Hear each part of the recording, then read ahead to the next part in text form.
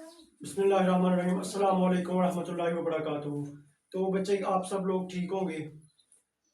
आप देख रहे हैं मेरा YouTube channel bio with sir Habib और मैं हूं आपका बायोलॉजी इंस्ट्रक्टर हबीब अहमद। बच्चे लास्ट टाइम जो हमने टॉपिक डिस्कस किया था हमने पढ़ा था डोमेन आर्किया के बारे में। बट टुडे आज हम जो डिस्कस करेंगे वो होगा डोमेन बैक्टीरिया। हमने इसमें पढ़ना है कि what are the basic characteristic of domain bacteria, कि इसकी जो बेसिक खसूसियात हैं वो कौन सी होती हैं, कौन से ऑर्गेनिजम्स डोमेन बैक्टीरिया में प्रेजेंट होंगे। तो बच्चे मूव करते हैं अपने टॉपिक की तरफ। तो सबसे पहले ने कह रहा है कि ये जो हमारे पास डोमेन बैक्टीरिया इसके अंदर जो किंगडम इंक्लूड होगा वो होगा हमारे पास किंगडम मोलेरा। आपने 5 किंगडम क्लासिफिकेशन सिस्टम पढ़ी थी जिसमें आपने ऑर्गेनिजम्स को जो है ना 5 किंगडम्स में आपने डिवाइड किया था, जिसमें kingdom Monera, kingdom Plantae, fungi, plant, Protista and Animalia. तो कह रहा है कि जो हमारे पास किंगडम मोलेरा होगा वो किस में आएगा, डोमेन बैक्टीरिया में आ रहा है। ठीक है, उसके बाद वो कह रहा है कि they are true bacteria. True bacteria का मतलब होता है ये सिंगल सेल प्रोकैरियोटिक ऑर्गेनिज्म होते हैं। ठीक है, उसके बाद वो कह रहा है कि अगर हम इसकी बेसिक कैरेक्टरिस्टिक्स की बात करते हैं तो सबसे पहले होगा हमारे पास सेल स्ट्रक्चर। कि जो सेल स्ट्रक्चर होता है बैक्टीरिया का वो कैसे बना होता है। वो कह रहा है कि सेल स्ट्रक्चर क्या होता है, प्रोकैरियोटिक सेल होता है। यानी हमने जो है ना वो लास्ट टाइम डिस्कस किया था कि difference between prokaryotes and eukaryotes. Prokaryotes are those organisms that don't have any prominent nucleus. But if we talk about eukaryotes, we can say that those organisms that have a different nucleus or prominent nucleus. तो ये हमारे पास क्या है, prokaryotic cell है। इसके अंदर क्या होगा, लैक ऑफ न्यूक्लियस, इसके अंदर न्यूक्लियस एब्सेंट होगा एंड मेम्ब्रेन बॉन्डिंग ऑर्गेनेल्स भी क्या होंगे, एब्सेंट होंगे। अगर हम बात करते हैं बच्चे इसकी सेल वॉल कंपोजिशन के बारे में, तो सेल वॉल में इसके क्या होगा, पेप्टाइडोग्लाइकन होगी। पेप्टाइडोग्लाइकन का फंक्शन क्या होता है, कह रहा provide structural and support and shape. यानी जो सेल को, बैक्टीरिया की जो सेल होता है उसको शेप कौन प्रोवाइड कर रहा है, पेप्टाइडोग्लाइकन। नेक्स्ट हमारे पास है बच्चे जेनेटिक मटेरियल। यानी जो बैक्टीरिया होता है उसके अंदर जेनेटिक मटेरियल कह रहा है कि सिंगल सर्कुलर क्रोमोसोम होगा हमारे पास। ठीक है, उसके अंदर क्या होगा, डीएनए प्रेजेंट होगा क्रोमोसोम्स के अंदर। अब डीएनए क्या होगा, वो न्यूक्लियर रीजन में प्रेजेंट होता है। अब बच्चे इधर एक इंपॉर्टेंट चीज है, कह रहा है एक हमारे पास होते हैं प्रोकैरियोटिक सेल, एक होते हैं हमारे पास यूकैरियोटिक सेल। ठीक है, कह रहा जो प्रोकैरियोट्स होते हैं उनका जो डीएनए होता है वो हमारे पास प्रेजेंट होगा न्यूक्लियाइड रीजन में। किसमें प्रेजेंट होगा, न्यूक्लियाइड रीजन में। एंड अगर हम बात करते हैं यूकैरियोट्स की, तो यूकैरियोट्स का जो हमारे पास डीएनए होता है वो कहां पर प्रेजेंट होगा, न्यूक्लियस के अंदर। ठीक है, तो बच्चे ये बेसिक आपने जो है ना ये कंसेप्ट ध्यान में रखना है। तो कह रहा है कि ये जो हमारे पास बैक्टीरिया होता है उसका जो डीएनए होगा वो न्यूक्लियाइड रीजन में प्रेजेंट होता है। ठीक है, अब देखिए फॉर एग्जांपल ये हमारे पास सेल है, ये सेल के दरमियान में क्या मौजूद है, न्यूक्लियस। ठीक है, कह रहा जो यूकैरियोट्स होते हैं उनका जो डीएनए होता है वो न्यूक्लियस के अंदर प्रेजेंट होगा, और जो हमारे पास प्रोकैरियोट्स होते हैं उनका जो डीएनए होगा वो न्यूक्लियर रीजन में प्रेजेंट होगा। ठीक है, उसके बाद हम देखते हैं प्लाज्मिड। कह रहा है small circular DNA that can transfer between bacteria. यानी वो कह रहे हैं कि जो स्मॉल सर्कुलर डीएनए होते हैं जो बैक्टीरिया के दरमियान ट्रांसफर होते हैं उसको आप क्या बोलते हैं, प्लाज्मिड्स। ठीक है, और नेक्स्ट वाला बच्चे हम देखते हैं रिप्रोडक्शन। अब रिप्रोडक्शन बैक्टीरिया के अंदर कैसी होगी, तो आप कह रहे हैं कि रिप्रोडक्शन जो हो रही है वो एसेक्सुअली होती है। आपने लास्ट टाइम स्टडी किया था कि basically there are 2 types of reproduction, one is sexual reproduction and one is asexual. So कह रहा बैक्टीरिया के अंदर जो रिप्रोडक्शन हो रही है वो कौन सी हो रही है, बाइनरी फिशन। बाइनरी फिशन का मैंने आपको लास्ट लेक्चर में भी शायद बताया था, जिसमें हमने बोला था जो पेरेंट ऑर्गेनिज्म होगा वो 2 में डिवाइड हो जाएगा। ठीक है, इसको आप बोलते हैं बाइनरी फिशन। उसके बाद कह रहा है कि न्यूट्रिशनल मोड्स क्या होते हैं, कह रहा है कुछ बैक्टीरिया ऑटोट्रॉफ्स होते हैं एंड कुछ क्या होते हैं, हेटेरोट्रॉफ्स होते हैं। यानी जो मोड्स ऑफ न्यूट्रिशन होते हैं बैक्टीरिया के अंदर वो ऑटोट्रॉफ्स भी होते हैं और हेटेरोट्रॉफिक भी होते हैं। अब ऑटोट्रॉफ्स और हेटेरोट्रॉफिक का भी आपने जो है ना वो डिफरेंस पढ़ा था।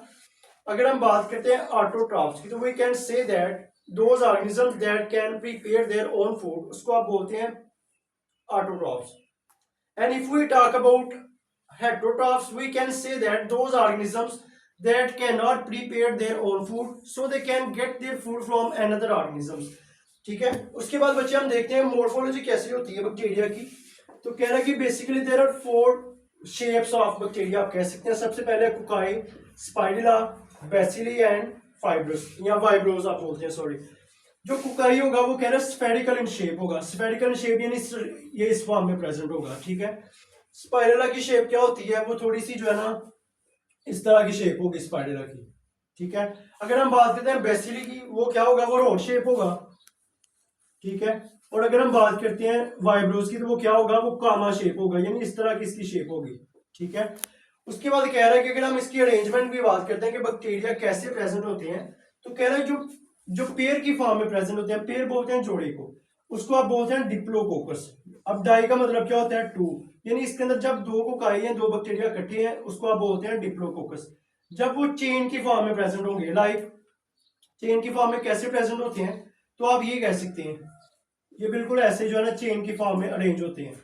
अगर हम बात करते हैं क्लस्टर यानी स्टेफिलोकोकस की बात करते हैं, तो इसमें क्या होगा, ये बैक्टीरिया होंगे वो क्लस्टर की फॉर्म में होते हैं, ठीक है। अगर बैक्टीरिया इस तरह रह रहे हो क्लस्टर बना के, तो इसको आप बोलते हैं स्टेफिलोकोकस, ठीक है।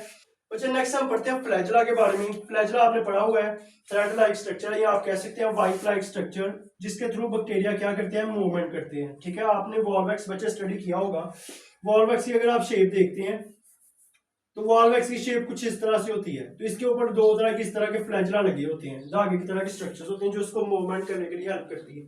उसके बाद कह रहा है पिली एंड फिम्ब्राई क्या होती हैं, कह रहा है ये हेयर लाइक स्ट्रक्चर्स होती हैं, help in attachment to surface. For example आपने जब ओमेबा स्टडी किया था, सॉरी पैरामीशियम जब आपने स्टडी किया था, उसकी कुछ शेप इस तरह की थी, इरेगुलर शेप थी, इसके ऊपर आपने देखा था हेयर लाइक स्ट्रक्चर प्रेजेंट थी, ठीक है। उसके बाद वो कह रहा है कि इस तरह की हेयर लाइक स्ट्रक्चर प्रेजेंट होती है बैक्टीरिया के अंदर, जिसको जो क्या करती हैं, जब बैक्टीरिया ने किसी सरफेस के साथ अटैच होना होता है तो वो हेल्प आउट करेंगी। उसके बाद कह रहा है एक्सकीमोफाइल्स क्या होता है। एक्सकीमोफाइल्स का मतलब होता है कि जो बैक्टीरिया होते हैं वो कौन कौन से एनवायरनमेंट में रह रहे हैं। सबसे पहले वो कह रहा है थर्मोफाइल। थर्म का मतलब हमारे पास होता है हीट, ठीक है। कह रहा है इसमें जो बैक्टीरिया होते हैं वो हाई टेम्परेचर पर रहते हैं। उसके बाद कह रहा है हेलोफाइल्स में क्या होता है, इसमें जो बैक्टीरिया होते हैं वो किसमें रह रहे होंगे, सैलाइन इन्वायरमेंट में। अब सलाइन इन्वायरमेंट कौन सा होता है, जो साल्टी इन्वायरमेंट होता है। फॉर एग्जांपल आपने हेलोफाइट्स पढ़ा हुआ है, हेलोफाइट्स में आपने डिस्कस किया था those plants that live in the ocean, या आप कह सकते हैं मेरीन इन्वायरमेंट में। तो सेम लाइक एज हेलोफाइट्स क्या होते हैं, वो ओशन में आप सलाइन इन्वायरमेंट में रहते हैं। असीटोफाइल्स क्या होते हैं, जो लो पीएच पर रह रहे होते हैं, ठीक है। उसके बाद कह रहा है पैथोजेनिसिटी। पैथोजेनिसिटी, पैथो का मतलब क्या होता है, पैथोजन का जो लफ्ज है उसका मतलब होता है कि any disease causing agent is called pathogen. तो कह रहा है सम बैक्टीरिया कॉज डिजीजेस, कह रहा है ये ह्यूमंस में भी डिजीज कॉज करवा सकते हैं, प्लांट्स के अंदर भी और एनिमल्स के अंदर भी। उसके बाद हम देखते हैं सिम्बायोसिस। कह रहा है सिम्बायोसिस का मतलब क्या होता है, ये दो ऑर्गेनिज्म का आपस में रिलेशनशिप होता है, ठीक है। अगर हम बात करते हैं बैक्टीरिया की, दो तरह की रिलेशनशिप है, एक को आप बोलते हैं म्यूचुअलिज्म और दूसरे को बोलते हैं कमेंसलिज्म। म्यूचुअलिज्म ये होता है जो दोनों हमारे पास ऑर्गेनिज्म होते हैं दोनों को फायदा होता है, ठीक है, किसी को भी नुकसान नहीं होता। अगर हम बात करते हैं कमेंसलिज्म की, तो इसमें कह रहा है कि जो वन ऑर्गेनिज्म होगा उसको तो बेनिफिट हो रहा है और दूसरे को ना फायदा होगा ना नुकसान होगा, या दूसरे को नुकसान नहीं होता। तो बच्चे ये हमारे पास सिम्बायोसिस था।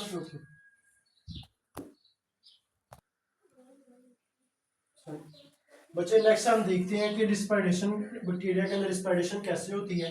तो कह रहा है कि सबसे पहले हमारे पास आएगा ओब्लिगेट एरोब्स। ओब्लिगेट एरोब्स क्या होते हैं, कह रहा है जिनको सर्वाइव करने के लिए ऑक्सीजन की जरूरत होती है, ठीक है, यानी आप कह सकते हैं required oxygen for their survival. Number 2 पे हमारे पास कह रहा है ओब्लिगेट एनारोब्स। ओब्लिगेट एनारोब्स का मतलब होता है, कह रहा है can not survive in the presence of oxygen, ये ऑक्सीजन की मौजूदगी में क्या करते हैं, सर्वाइव नहीं कर सकते। उसके बाद कह रहा है कि फैकल्टेटिव एनारोब्स क्या होते हैं, कह रहा है फैकल्टेटिव एनारोब्स ये ऐसे बैक्टीरिया होते हैं जो both in the presence and in the absence of oxygen दोनों में सर्वाइव कर सकते हैं, ठीक है। उसके बाद कह रहा है माइक्रो एरोफाइट्स। माइक्रो का मतलब होता है स्मॉल, ठीक है, या स्मॉल अमाउंट आप कह सकते हैं। कह रहा है जो माइक्रो एरोफाइट्स होते हैं उनको क्या चाहिए, कह रहा है required small amount of oxygen, कह रहा है इनको सर्वाइव करने के लिए एक लिटिल अमाउंट ऑफ जो है आप कह सकते हैं सर्वाइव करने के लिए स्मॉल अमाउंट ऑफ ऑक्सीजन चाहिए होती है। उसके बाद कह रहा है लास्ट पे एरोटोलियन। एरोटोलियन का एयर का मतलब किससे निकला है, हमारे पास एयर से, या आप कह सकते हैं ऑक्सीजन। टोलरेंट का मतलब होता है बर्दाश्त करना, या आप कह सकते हैं टॉलरेट करना, ठीक है। तो कह रहा है कि डू नॉट यूज, कह रहा है ये ऐसे ऑर्गेनिजम्स होते हैं जो ऑक्सीजन को सर्वाइवल के लिए यूज नहीं करते, बट अगर इनको थोड़ी सी भी ऑक्सीजन जो है ना वो अवेलेबल हो तो उसको क्या करते हैं, टॉलरेट कर लेते हैं, ठीक है। तो बच्चे ये आज का हमारा टॉपिक था जिसमें हमने डोमेन बैक्टीरिया को फुल लेंथ में आपने या फुल डेप्थ में आपने स्टडी किया है। तो मुझे उम्मीद है कि आप सब लोगों को समझ आ गई होगी। अगर किसी का कोई क्वेश्चन हो तो आप कमेंट सेक्शन में पूछ सकते हैं। और अभी तक अगर आपने हमारे YouTube channel bio with sir Habib को सब्सक्राइब नहीं किया तो सब्सक्राइब करें, ताकि हमारी नई आने वाली हर वीडियो आप तक बर वक्त पहुंच सके। तो मिलते हैं अगले लेक्चर में, तब तक के लिए अल्लाह हाफिज।